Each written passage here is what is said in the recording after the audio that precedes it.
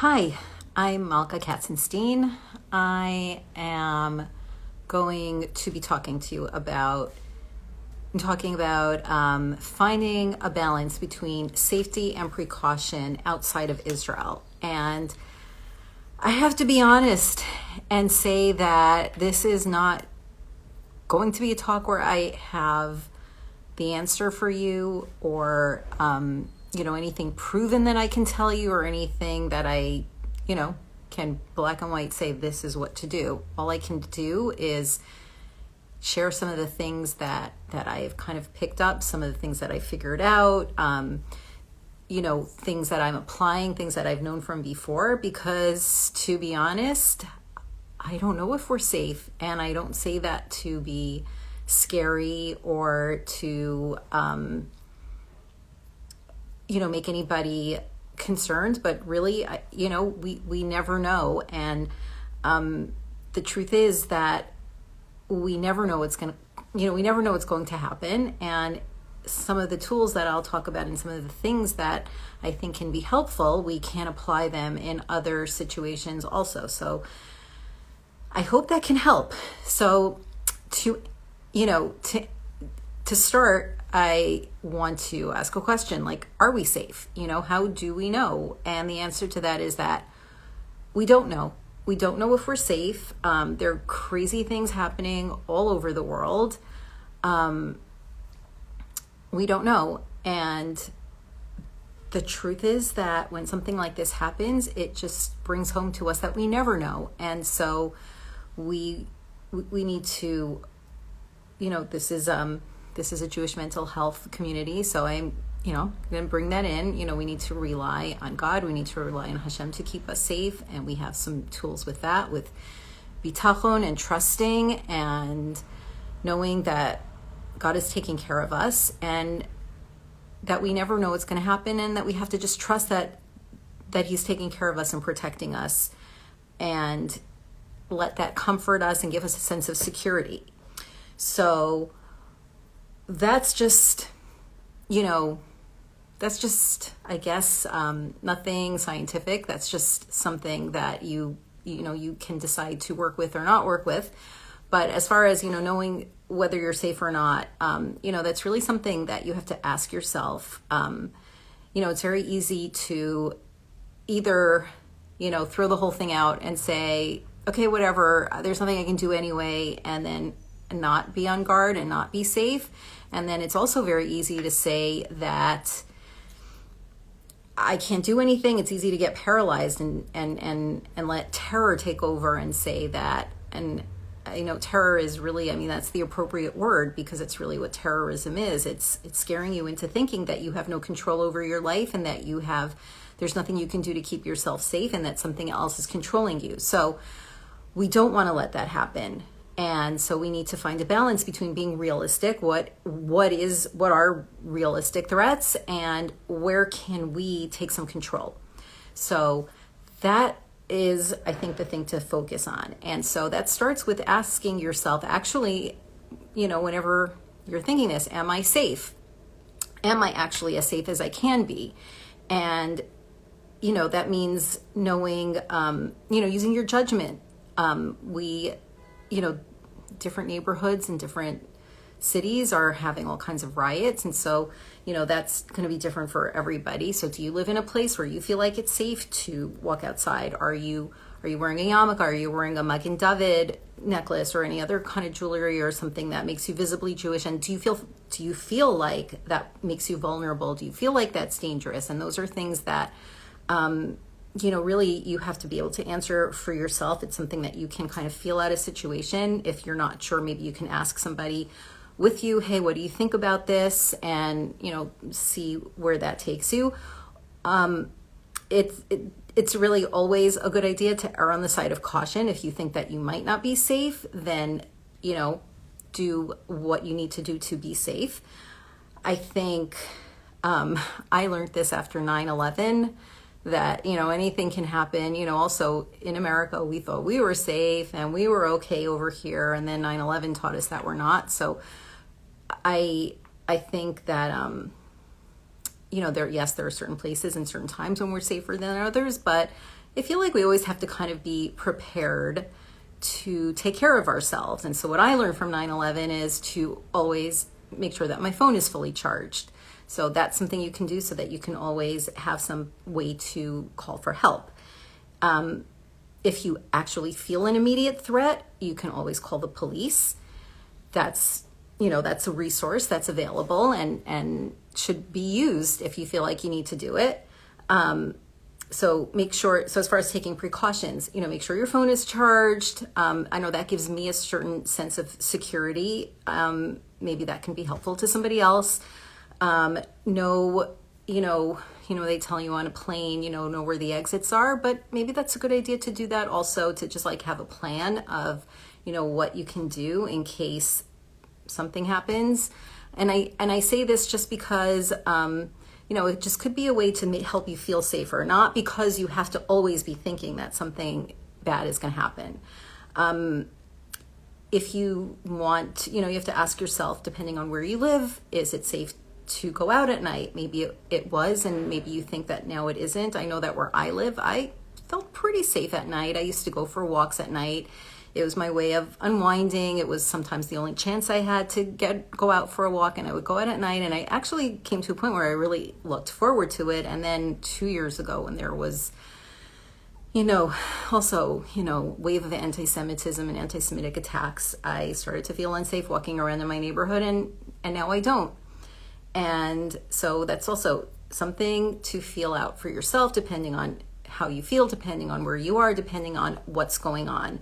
Maybe you want to make, it makes you feel better to not be alone. So I don't mean at night, I mean at night or during the day. If you feel safer with a friend or with somebody who can go someplace with you, do that.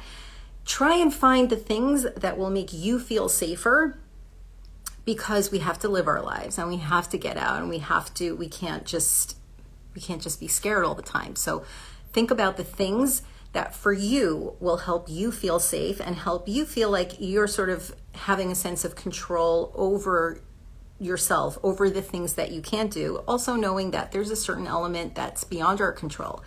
And so then that brings me to the next section of this talk, which is what to do when, we can only control so much about our actual physical safety. A lot of that is out of our control sometimes. I just spoke about some of the things that we can't control, but ultimately we can't control what happens. We can't control the world. We can't control life. So then we start talking about feeling what we can do to help ourselves feel safe. How do we feel safe? And I think it's important to start with faith. With bitachon, with emunah. We trust Hashem is taking care of us. We trust that God is protecting us and keeping us safe and and making us strong. And, whatever that means to you is where you take that. There are ways, if you feel like that's not doing it for you, feel like you're not feeling it, there are ways to strengthen that. You can learn about it. You can learn with a friend. You can learn by yourself. Another way that fits in is prayers, davening, is tehillim. And that fits in with, as far as faith, it's just something that you can't necessarily explain, and it just works for so many people. And if you believe in its power, then that helps you too. But also, it's been there is some scientific evidence that prayer actually is good for mental health. And it's because there are a lot of benefits to it. And, if it's, first of all, if it's going to help you strengthen your faith, then that's really important and that's really helpful. Also, just, it has a meditative quality to it. It works on the brain like meditation. It's soothing, it's comforting. If we think back to David HaMelech, when he wrote Tehillim, he was in danger much of the time, and he wrote that, and it helped. And so it is actually a thing, that with tradition, that's what we do. And it also helps create a sense of community, which is another thing that we can call in to help us with feeling safe, to create emotional safety and, a sense of safety emotionally. And those are the things, sometimes when we can't feel safe, sometimes when we don't know if we are safe, or maybe we're not safe physically, we can help ourselves feel safe. Or even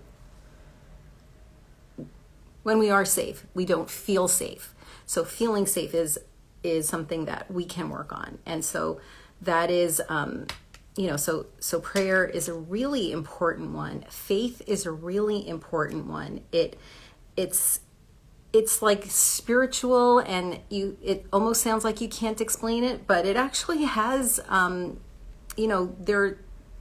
there's a lot that's out there that says that people who, a lot of things written about people who have faith and religion and spirituality, that they do better, have better mental health outcomes. It helps reduce stress. It helps reduce symptoms of depression. And it, again, like I said, it can create a sense of community, which is also so good for feeling safe and for feeling emotionally safe and feeling calm, and also feeling like you're not alone, which goes such a big way in, I know that for me, when I'm having a really hard time putting my phone down, but when I'm watching these videos of all the beautiful things that are happening and all the ways that people are coming together, it just makes me feel so good, and that helps me calm down sometimes. And so I think that comes from like knowing that there are other people who are experiencing the same thing that you are, and doing what they can to help make it better. I think that that's very valuable. Another thing that we can do is also things that are meaningful to you. And this is also going together with, what helps, like watching all the things that people are doing, coming together. People are taking things on, and you don't have to feel like you have to do that. But if that speaks to you, what can you do? What's going to be meaningful to you? That's a way also to sort of like take back control over what you can do. Maybe you want to help somebody, which is also, goes with the community. It's, the benefit of community. It's giving, it's being together. It's feeling like you're not alone. It's feeling like you're helping. All of those things are really helpful for mental health, for emotional health, and are really helpful for difficult, challenging times to feel like you're not alone and not powerless.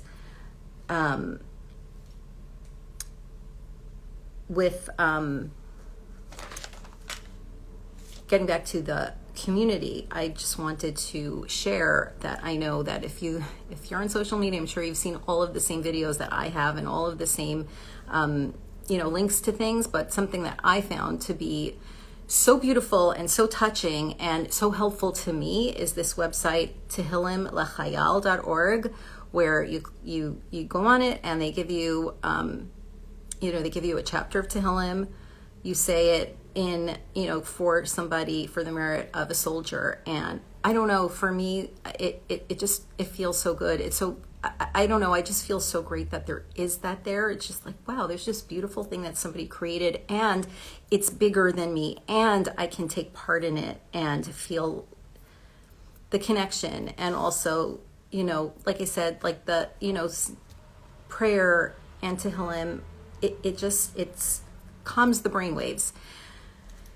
So also another thing is, like the basic things that I talk about often about feeling good, and basically everything feeling good, health, physical health, mental health is, the basics like movement, sleep, eating.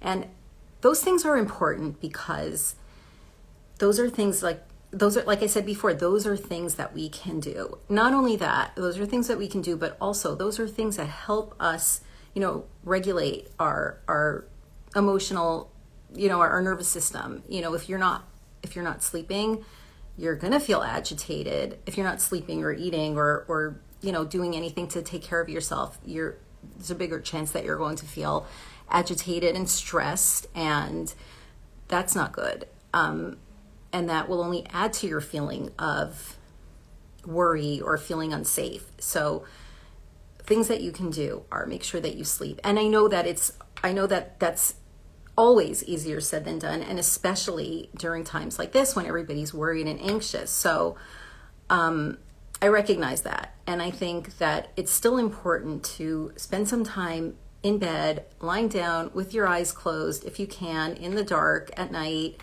and just let your body rest. And even if you can't fall asleep, just let your body rest, and hopefully your mind too. And so when I say in the dark with your eyes closed, I know that also that can bring on a lot of anxiety. So what you can do then, if you can't sleep and being in the dark with your eyes closed is making you feel anxious, you can practice some breathing, which also has a calming effect on your brain, on your nervous system. So there are lots of different breathing practices, and you can look them up. You can try a few out, see what works well for you. And sometimes one will work and sometimes others don't.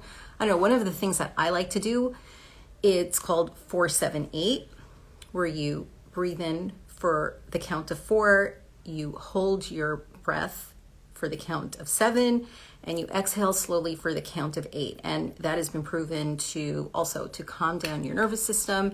And so try that. And the thing that's important to know is that even if you think you can't calm down and you can't keep your brain from racing, just focus on your breathing, and it will, at least for those few seconds, take your mind off of it. And if you feel that your mind is wandering, bring it back to your breath. You didn't mess up. You're not doing it wrong.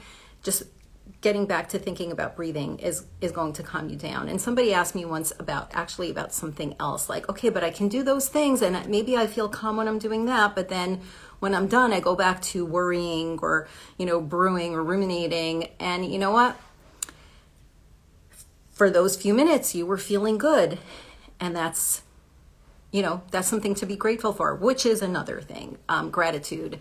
Also, another one of the big ones that we talk about a lot for mental health, and it really fits in over here too so well, because if you're safe right now, in this moment, you're safe, and that's a win.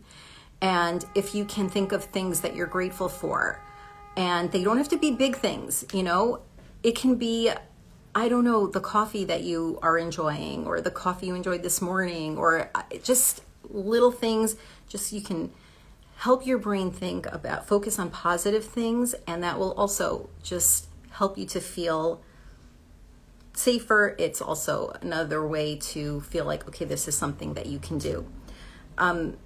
Anything that you can do that's going to make you feel good. Reading, taking a walk, which is great also because of the movement. And if you can get outside during, with sunlight, also very good for you. And connection, like I said before. So if you feel like you're struggling, ask for help. Call somebody, get together with somebody. If you're really struggling,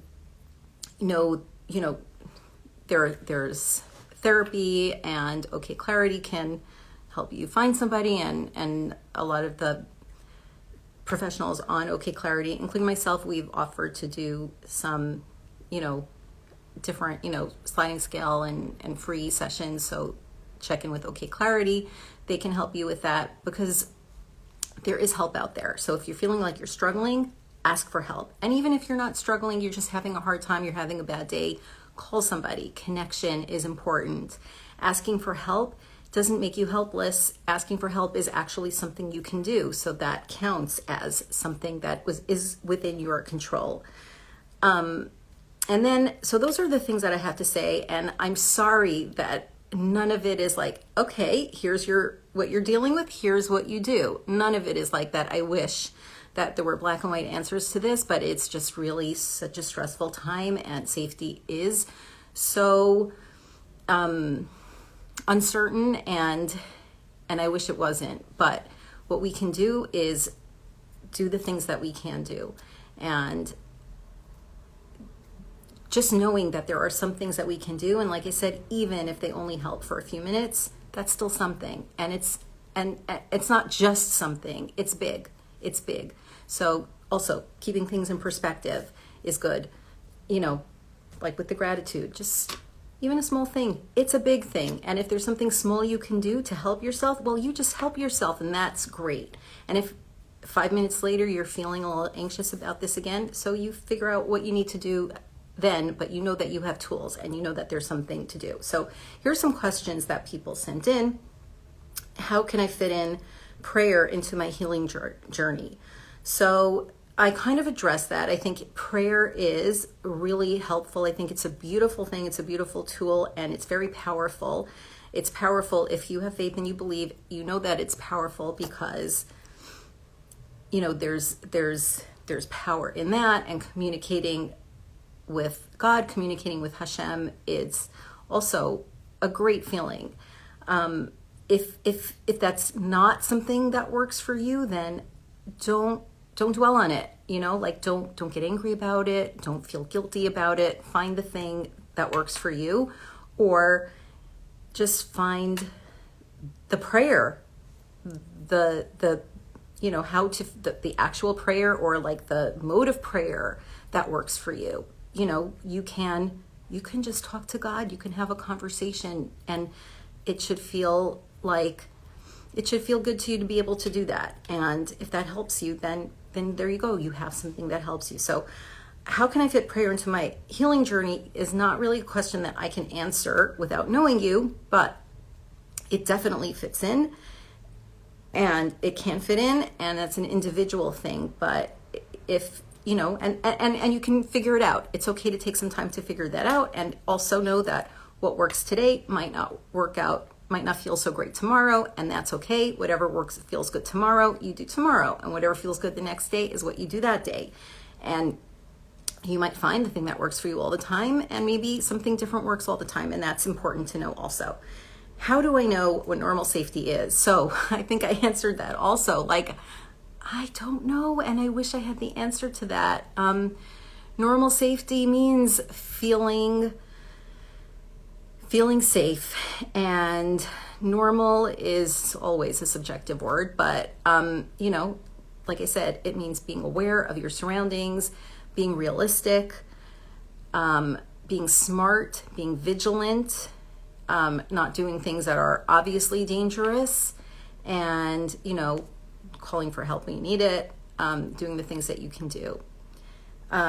Next question is it okay to be outside when it's dark, or is that not safe during these times? I can't think clearly anymore. And again, I don't have the answer to that. I think if you feel like that's not safe for you, then don't do it, because then you're going to feel unsafe, and you don't want to feel like that. So that goes with like, okay, well, what can you do? What you can do is make sure that you can, you know, be outside at the times where you feel safe. So can't think clearly anymore. Also, I want you to know that you're not alone. So I hope that can help you.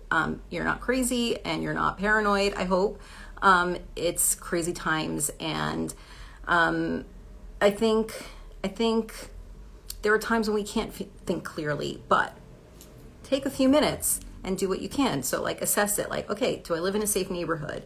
Is it safe for me to be outside now? Are there other people out?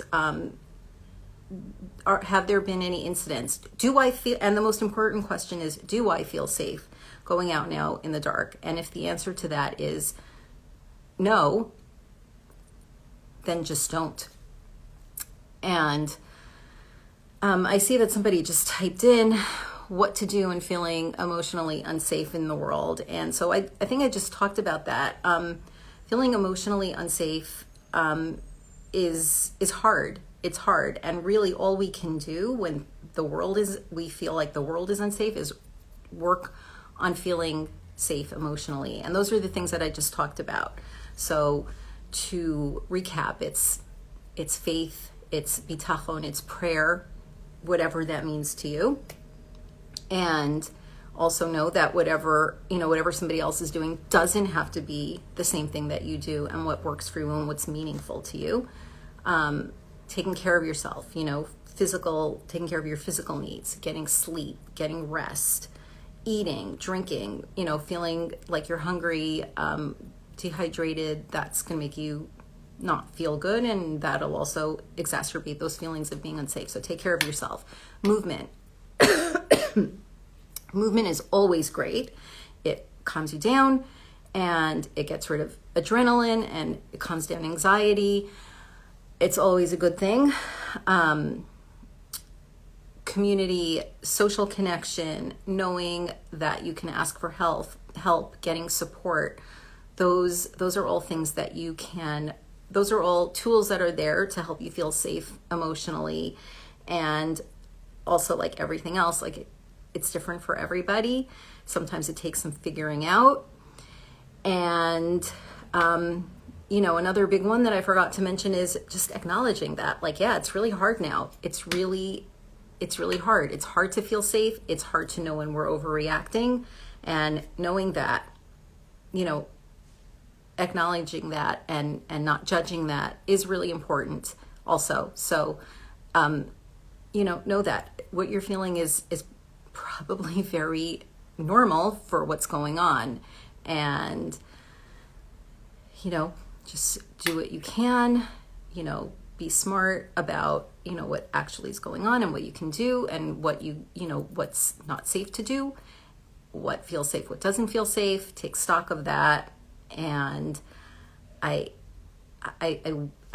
hope that this was helpful. I hope that there's some takeaway, at least, one thing that can be helpful.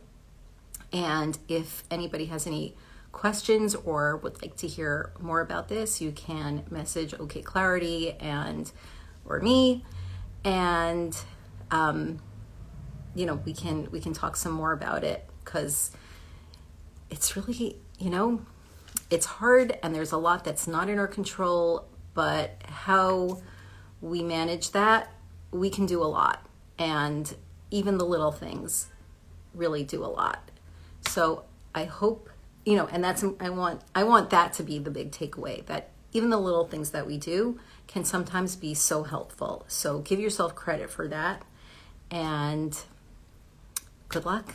And I hope that this all ends soon, and everybody is safe and feels safe, and